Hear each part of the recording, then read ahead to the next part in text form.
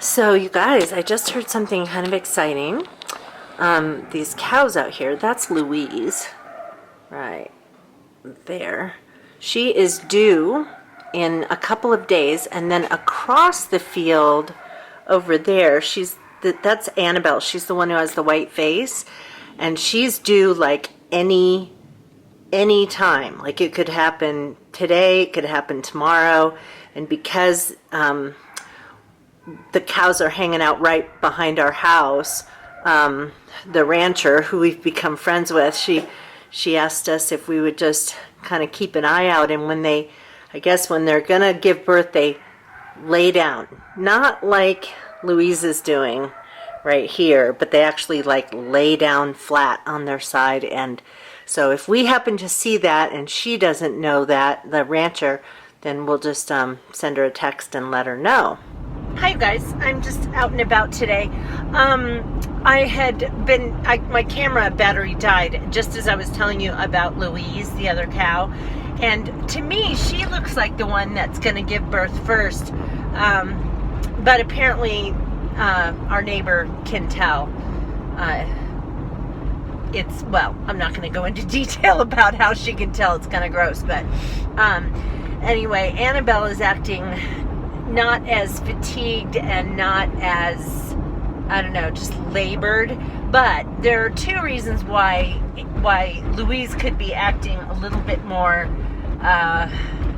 bothered by her current situation. And one is that I believe this is Louise's first time having a calf. And the other is that she might be carrying twins. Maybe. So she's just really big. So I don't know. I guess anybody who's been pregnant, I have not been pregnant, but anybody who has would know that those last days or the day of before you actually go into labor, can be pretty nasty feeling. I've had plenty of friends, and I've been in the delivery room to watch 3 babies be born. So not that replaces going through labor. I'm out and about. It'll probably happen while I'm gone. But I told John to send me a text when, if either of them start to go into labor. I've been thinking today, or working today a little bit on the next challenge for the home organizing thing, and that is the, what's called the launch pad. See, I'm working a few weeks ahead from what you're seeing these things. I have to, otherwise I could never get the things edited and uploaded for you on any kind of a regular basis. So I'm working on an area of my laundry room called the launch pad, which is sort of your dump off place. And John had an idea of where we should hang his backpack and my purse so that it will be out of the way. And then also, just as I was walking out the door today, I saw this battery. We have an external battery that we can charge our phones with. But all of a sudden I thought, that should be the place where we charge our phones, because where we have been doing it is in the kitchen. And I'm always taking the chargers and putting them away, and then they're out again to charge another phone. So that's definitely going to be something that I think I'm going to move and change. Oh my gosh. I believe there's an accident up here. Looked like a collision between a FedEx truck and an SUV. It did not look like it was bad. But it just was slowing down traffic on this little country road I'm on. I'm just down the road from my house, so about a mile. I got an email today, an NAU alert, saying that classes at NAU that start at noon or after are canceled because of snow. And that's a big deal because NAU almost never closes. And if they do close, then it's usually the classes that start after 3 o'clock, because those are evening classes. Classes that start after 3 usually go for several hours, like 2 hours maybe at the least. And so they will cancel afternoon classes, because by the afternoon the roads then start to freeze, and so they don't want to put any students in danger, and so they'll cancel classes. But the fact that they're canceling classes at noon, and the Flagstaff Public Schools were closed last night they sent out a message saying that the public schools were closed. So I think they've already gotten 8 inches just today. So yeah, John didn't go to work today, and yeah, I have that nutrition study. Because of the snow last Saturday, and we didn't have our workshop or all-day thing, they had us watch, probably 5 or 6 hours worth of videos, which I did. I watched them today, and it was from my class last summer. So it was like one of the questions when they were doing a question and answer time, I heard my own voice answering a question. So it was from last summer. So it was a nice little refresher and very interesting. I kind of thought I would sort of skim through and do other stuff while I was, going through this, because I know it all and everything. And I do remember most of it, but it was so fascinating. The information was just so interesting that I had to listen to it all again. So Tuesday night is when we're supposed to have our next, what they're calling a mini immersion class, and it's going to be, normally they're going to be 1-hour classes, but this one is going to be 2 hours, and then the classes that come after that will be 1 hour. So tonight I'm making a recipe from the February issue of Family Circle. And this is for, smoky white bean and winter vegetable soup. Thought it looked like it would be good. And as long as I leave the Parmesan cheese out, I will fall within the parameters of the way I'm trying to eat. If I find this recipe, I'll link it for you in the space below. So I'm starting out just by cooking the celery and onions in some olive oil, and then I'm adding in kale. And what else does it have?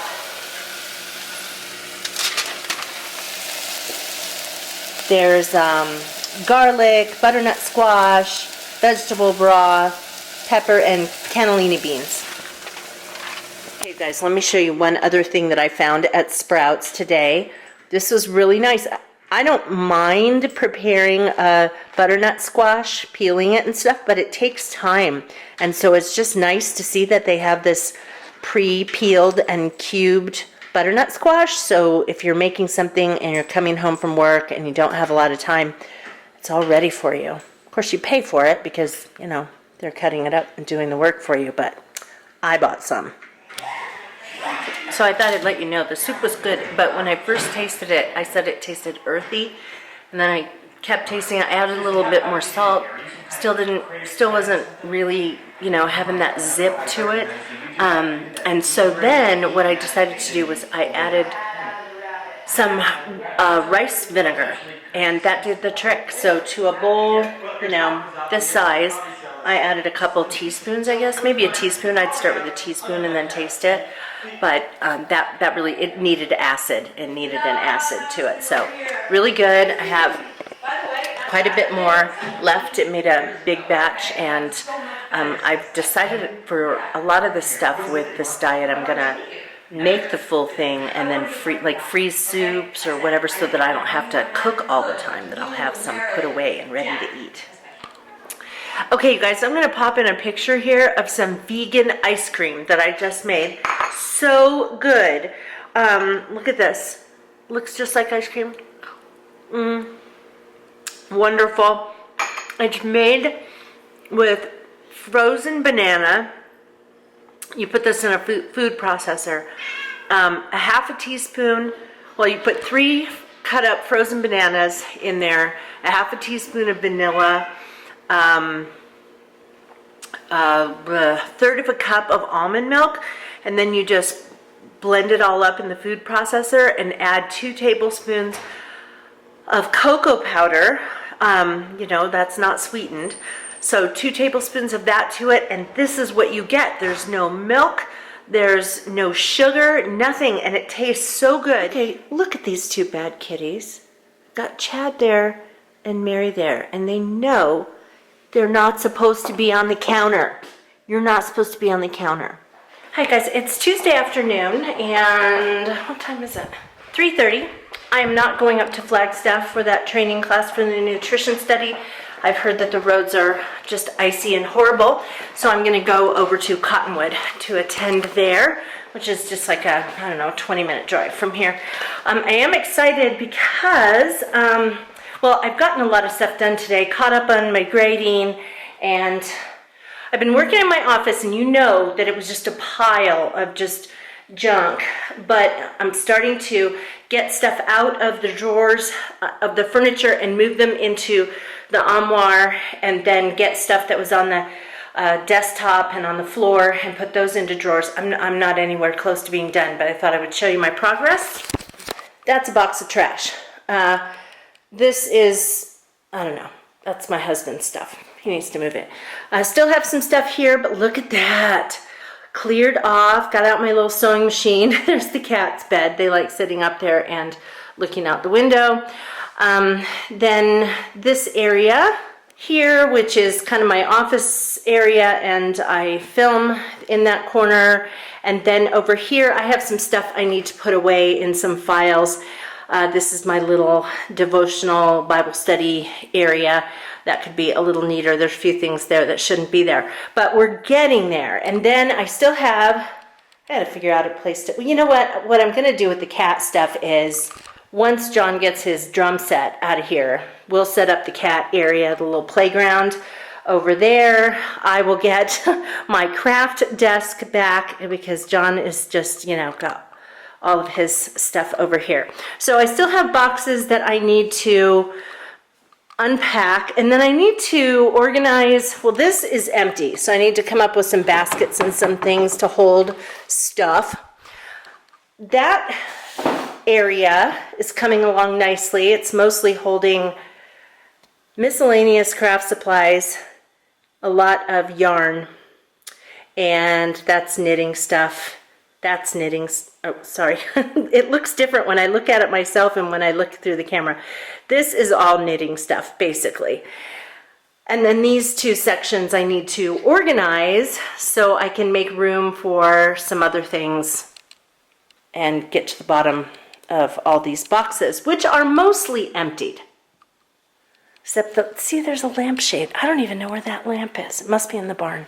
But we're getting there. And then once I get all of this stuff cleaned up and put away, minus John's areas, then what I'm gonna do, and this is gonna come when I do the office challenge, that's toward the end of the 14-week home organizing series that I'm doing. One of the things that I'm gonna do besides paperwork, sifting through paperwork and making sure things are organized and all that kind of stuff, is that I'm going to make these bookcases, bookshelves, whatever you want to call them. I want to make them look cute. Right now, the books are just kind of thrown on them, and I will make those look nice during the challenge. Oh, there's one other area. As I turned around, I noticed it. This is another area where stuff is just, that was just thrown. So I'll probably work on that tomorrow and get that. Hi, you guys. Wednesday here, and the first official day of the nutrition study. The class went really well last night. It was kind of wild. I've been talking about snow in Flagstaff, and it snowed in Cottonwood last night. So when I was driving home, it was pretty crazy. It didn't stick. But anyway, the class was really good. I'm not normally going to be attending the class at the Verde Valley Hospital, but I just didn't want to contend with those roads. Sorry, I look terrible. I haven't put my makeup on today. Having my smoothie, and you know when I tell that recipe with 1.5 cups of liquid, a couple big handfuls of greens, and 3 fruits, it ends up making basically a 32-ounce smoothie that will fill up a large mason jar. And so that is what you drink in a day, and it gives you 2 vegetables and 3 fruit servings. So I went ahead and made up this one plus 2 more. I'm going to be in Flagstaff tomorrow and Friday, so I figured I'd go ahead and just make them up, and then I'll have one to take with me each day. Because basically, I'm not a big salad eater. I don't know. It's not like I have anything opposed to the taste of a salad, except for that I usually like everything that's on it instead of the salad, the vegetables themselves. But I don't like to make them. So I figure if I just go ahead and drink my greens, then that is the easiest way for me, and then I can use my other vegetables in meals that I cook. So there you go. Got a text today from the cattle rancher who has now become a friend of ours, and she sent me a text and she said, "No calves yet. Ugh, what the heck?" And apparently the cows are still acting like they're going to be giving birth soon. The calves have moved back into the pelvis area, but they just haven't given birth. And I'm glad, because last night, it was 27 degrees here this morning. It's 42 now, but it would have been miserable if they gave birth last night. Hi guys, I'm watching Romancing the Stone. I saw that on TV and decided I would watch it. I haven't watched that in years. So anyway, I am making something yummy for dinner for John and I tonight. We have worship rehearsal. If I could speak, we have worship rehearsal. Let me show you what I'm making. So this is from the Oh She Glows Everyday Cookbook, and they're loaded sweet potatoes. Don't they look good? So I'm cooking the sweet potatoes right now. It has an avocado cilantro crema, which I've already made. That's right here in the food processor. It has an avocado, garlic, salt, and water. Oh yeah, and cilantro. Oh, lime juice. I need to add that. I forgot to add that. But anyway, then you cook up some onions, which is what I'm doing right now. Onions and garlic. Then I'm going to add black beans and spices, and then you could just kind of layer it. The crema, and then this mixture, and the crema. Man, you guys, that loaded sweet potato was so good. The avocado cilantro crema was, I mean, that like made the whole thing, and especially the lime juice that was in it. So don't skimp on the lime juice, because it gave the whole thing just this really great tang. Even if you're not into this plant-based thing, try the recipe. I'm going to do my darndest to find it so I can link it for you, but it is in the Oh She Glows Everyday Cookbook. John and I are off to worship rehearsal right now. It's about 20 minutes to 6, and rehearsal begins at 6, so I need to get going, and this is going to be the end of this vlog, so we'll see you next time. Take care, you guys. Bye.